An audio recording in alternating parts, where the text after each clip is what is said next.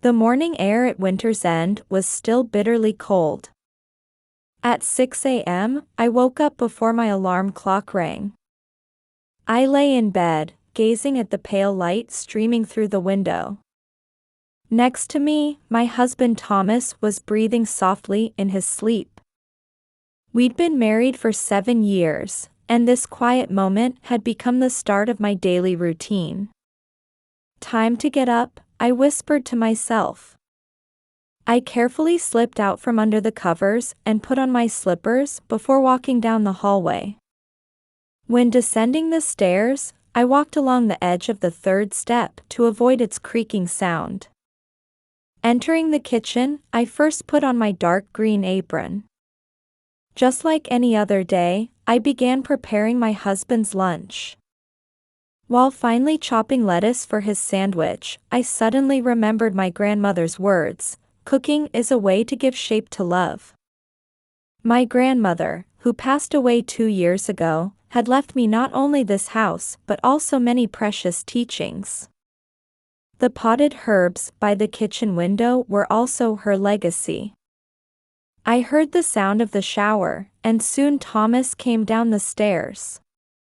My husband, dressed in his suit, looked somewhat tired. Recently, I noticed his shoulders seemed a bit more hunched. "Will you be working late again today?" I asked. "Yes, we've got a big project," he replied, sipping his coffee while his eyes remained fixed on the newspaper. As we exchanged our usual conversation, I glanced through the kitchen window at the garden. A thin layer of snow had fallen overnight, covering the rose trellis my grandmother had planted. Even as winter drew to a close, Minnesota's cold remained harsh. We'd been living in this house for 7 years now. The 30-year-old house my grandmother left me might be old, but it was filled with warmth. The white exterior walls, dark green shutters, and the evergreen trees planted beside the entrance, they were all part of my cherished landscape. My sister Catherine would say, "You seem happy, but that house will need to be rebuilt someday." But to me, it was an irreplaceable home. Lately, Catherine had been visiting more frequently. 2 or 3 times a week, she would just happen to be in the neighborhood. Each time, my sister would appear with her luxury brand handbag and perfect makeup. As a successful director at All-Star Insurance Company who lived in an upscale suburb of St. Paul, she always looked at my lifestyle with concern. Behind her words, "Are you really satisfied living in such an old house?" I sensed some other intention. My biggest worry was my mother-in-law Mary's health. Her rheumatoid arthritis had worsened, making it difficult for her to climb stairs. "I'm fine, Melissa," she would smile, but I could see she was hiding her pain.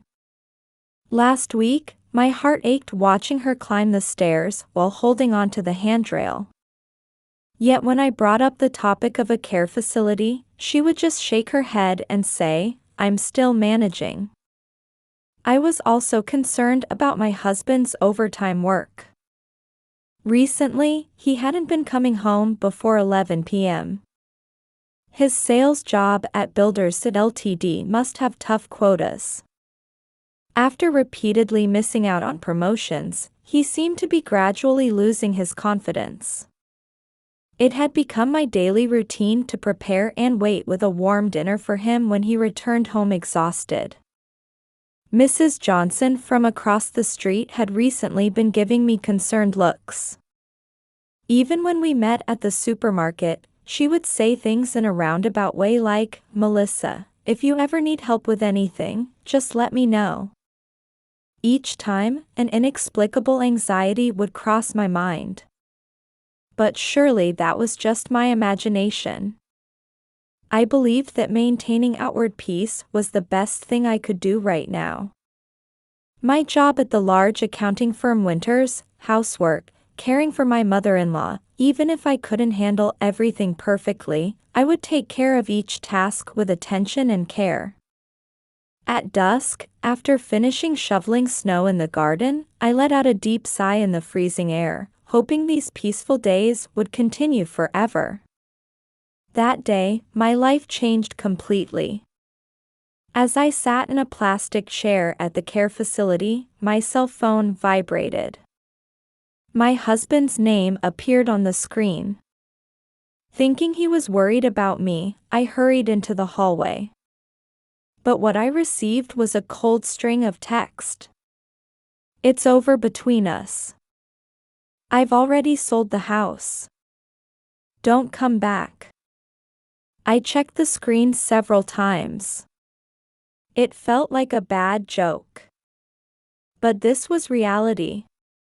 My hands trembled as they held the smartphone, and cold sweat ran down my back. As my knees were about to give way, Jane, the night shift nurse, supported me. "Mrs. Wilson, are you all right? You look pale." Her voice seemed distant. My mind went blank, and breathing became difficult. My heart was pounding like a rapid drumbeat. A week ago, my mother-in-law Mary had suddenly collapsed. She had fallen down the stairs due to her rheumatoid arthritis pain. When the ambulance sirens wailed, I was at work. A phone call came to my desk in Winter's accounting department while I was busy preparing monthly reports. I dropped everything and rushed to the hospital. After the examination, the doctor said that while fortunately there were no major injuries, her rheumatoid condition had worsened and she would need a week's hospitalization. She needs someone with her 24 hours a day. Without hesitation, I applied for care leave. Thomas said he couldn't take time off because of a big project, and my sister Catherine also refused, saying she couldn't take leave from her position as director. For the past week, I had been taking short naps on the hard chairs at the care facility. The hallways smelling of disinfectant. The lukewarm hospital soup. Quiet nights spent watching over my mother-in-law's sleep, listening to the sound of dripping for fluids. "Melissa, I'm truly grateful to you." While enduring her pain, my mother-in-law gently held my hand. That warmth soothed my tired heart. But now, everything was slipping away from that hand. How long did it take me to understand the meaning of my husband's email? After taking a sip of the water Jane offered, I stood up. "I'm sorry. I need to go home for a while." I bowed slightly to my mother-in-law and called a taxi. The driver quietly drove while playing the radio at low volume. The rows of street lights in the suburban residential area. The scenery that usually felt warm now seemed strangely cold. When I arrived home, the change was immediately apparent. The front door was unlocked. Inside, the shoe rack was empty. When I stepped into the living room, there was nothing there. All the furniture was gone. My grandmother's keepsake chest of drawers, the sofa filled with memories, the dining table, everything had vanished. Only the curtain rails remained lonely, and my footsteps echoed in the empty room. Even the potted herbs in the kitchen had disappeared. Looking out the window, the snow covering the rose trellis in the garden gleamed pale blue in the moonlight. The next morning, a real estate agent visited. The female agent in a suit explained with an apologetic expression. "The sale contract has been completed." Mrs. Johnson from next door came to speak with me. She told me about yesterday's events. Yesterday afternoon, a big truck came. Your husband and sister were giving instructions. I thought something seemed odd, but... So this was why my sister had been visiting frequently. She had been checking the house's value, looking for buyers, and arranging everything. They had arbitrarily sold off my grandmother's house, my home filled with precious memories. Opening my smartphone, I saw my sister's social media had been updated. Among her glamorous posts was a message saying, "Starting a new life," along with photos of a luxurious architectural model. A large house with a pool. It was the design for the new house they planned to build with the money from selling my home. In the taxi heading to my parents' house, I didn't cry. One suitcase of belongings, that was all that remained of 7 years of marriage. Only the sound of the cold winter wind beating against the car window seemed to express the emptiness in my heart. The March winds, heralding spring's arrival, were shaking the construction site fence. In Maple Hills, an upscale residential area in the suburbs of St. Paul, construction of a new mansion was underway. My sister Catherine was updating her social media almost daily. The posts included photos of construction progress. An $800,000 mansion. A luxurious design with a pool, built on prime real estate in the upscale neighborhood. Through my smartphone screen, I watched as the money from selling my house was being used in this way. My eyes were hollow as I stared at the screen, my fingertips trembling slightly. A deep sigh escaped. Sitting by the window at my parents' house, gazing at the distant construction site, I endured quietly. "Melissa, you shouldn't look at social media so much." My mother's worried voice called out to me. She was right, of course. But I couldn't look away. I felt I needed to witness with my own eyes this evidence of my sister and husband's betrayal being updated day after day. Thursday afternoon, that fateful moment arrived. 3 police cars sped toward the construction site. Following them were 2 unmarked police cars. Officers quickly got out of their vehicles in front of the brand-new construction fence. They efficiently began setting up police tape. The words, "Police line do not cross," written on the yellow tape fluttered in the spring breeze. Construction workers were being evacuated from the site with confused expressions. I watched this scene from the second-floor window of my parents' house. My heart started beating faster. Something big was about to unfold. News vehicles arrived one after another. 3 vans from local news stations. Crews from national broadcast networks also rushed to the scene. Cameramen set up their tripods, and reporters began their microphone checks. The scene grew chaotic. Then, a brand new black BMW arrived at high speed. Catherine and Thomas jumped out of the car. My sister, usually perfectly put together, now had smeared makeup and disheveled hair. My husband was walking unsteadily, his face pale. What is the meaning of this? My sister confronted the police officers. However, the detective responded in a calm voice. "This is an investigation into embezzlement at All-Star. This property is being seized as illegally acquired assets from embezzled funds." At those words, my sister lost her composure. "This is ridiculous. Everything we have is invested in this house." My sister raised her voice. My husband collapsed to his knees. News camera flashes flickered. Reporters thrust their microphones forward. Questions flew. The police maintained their firm stance. The detective read out the facts dispassionately. "We have uncovered organized insurance fraud and embezzlement at All-Star Insurance Company. The suspect Taylor is alleged to have embezzled approximately $10 million over the past 10 years. It has been determined that $800,000 of those funds were diverted for the construction of this building. My husband remained seated on the ground, staring into space. Police officers moved around the two of them, and handcuffs glinted in the light.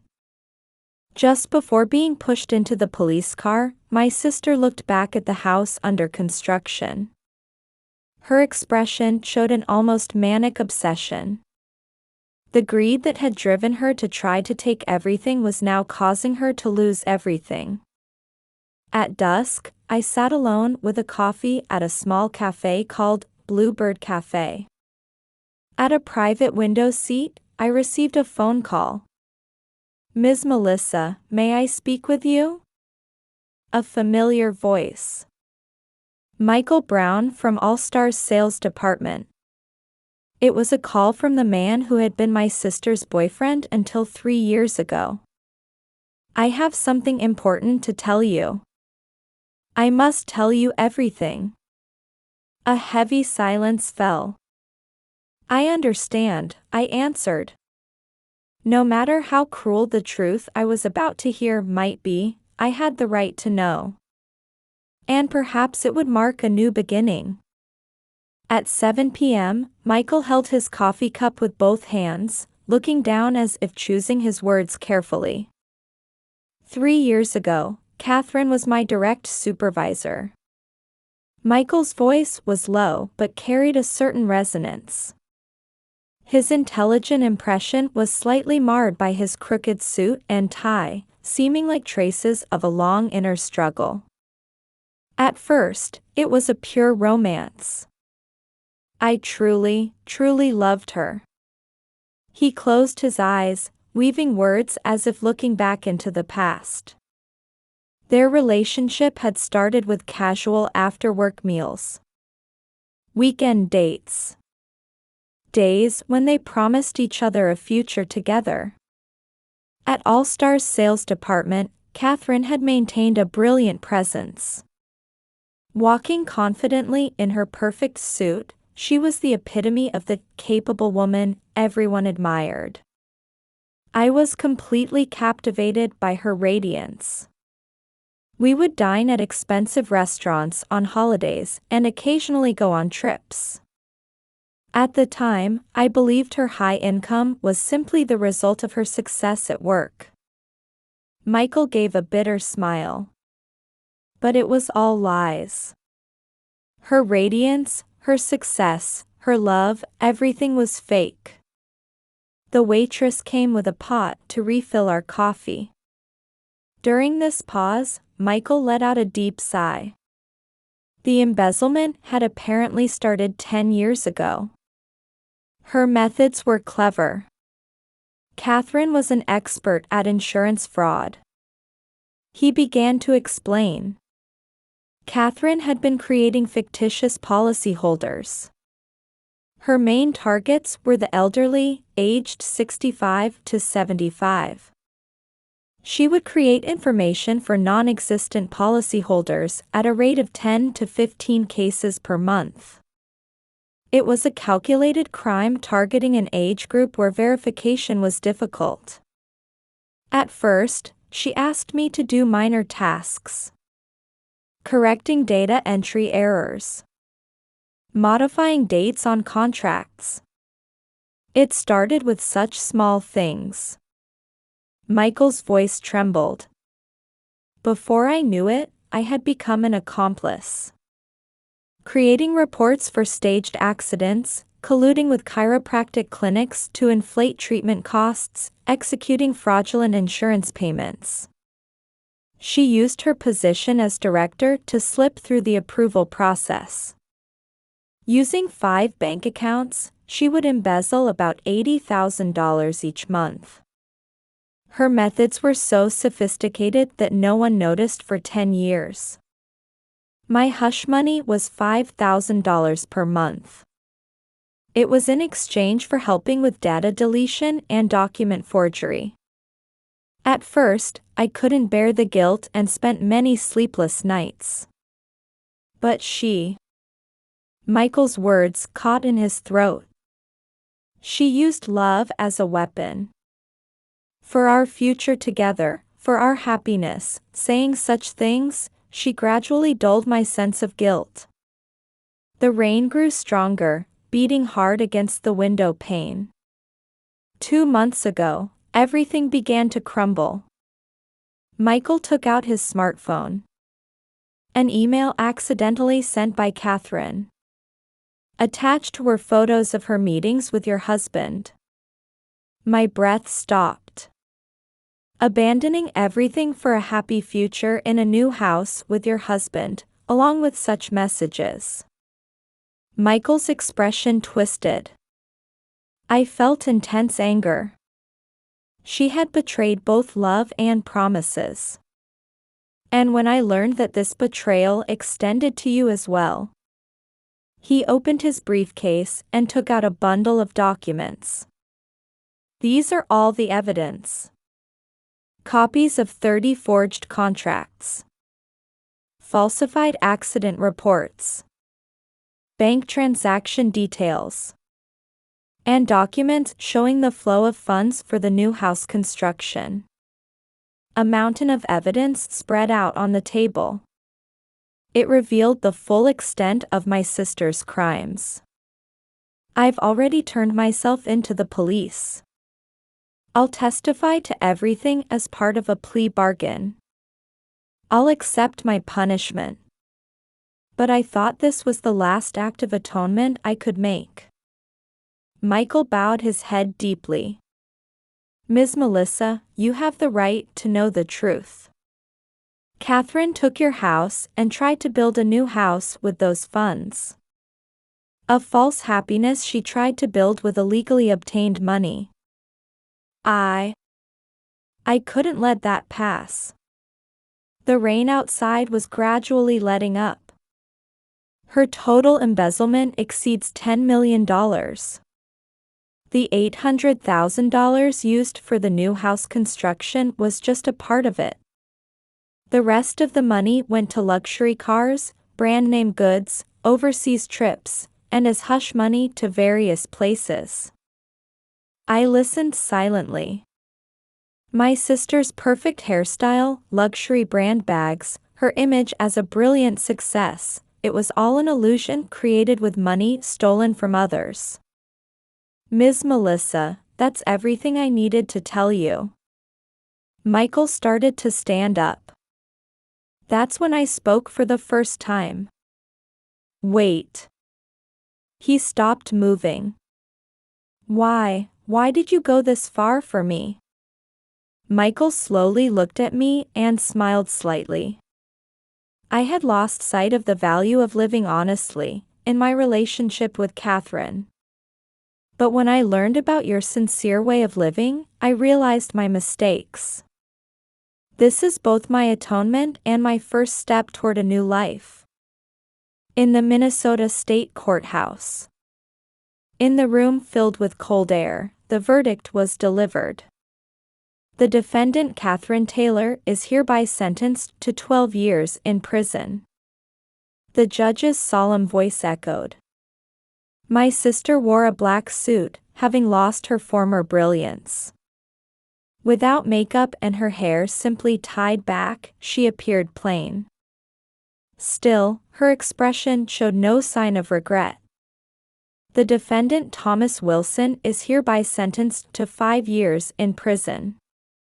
My ex-husband kept his head down.